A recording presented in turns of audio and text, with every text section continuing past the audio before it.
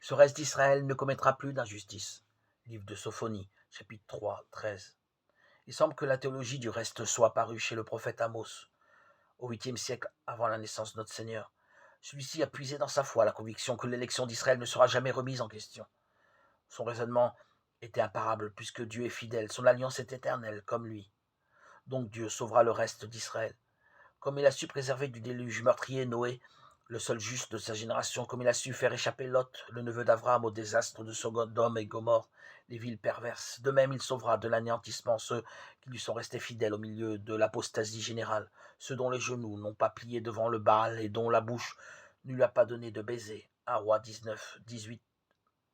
On reconnaît là les pratiques idolâtriques contre lesquelles le prophète Élie s'étant battu. Ce discours sur le reste avait deux facettes. En même temps que l'affirmation du salut pour les fidèles, c'était un appel urgent à la conversion. Haïssez le mal, aimez le bien, rétablissez le droit au tribunal.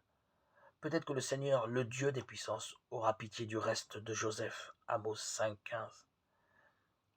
Un siècle plus tard, en un temps d'infidélité caractérisé, le prophète Sophonie prêche exactement sur le même thème. En même temps qu'il condamne la dérive spirituelle des élites, autant que du peuple, il appelle à la conversion et promet le salut du petit reste. Cherchez le Seigneur, vous tous, les humbles du pays.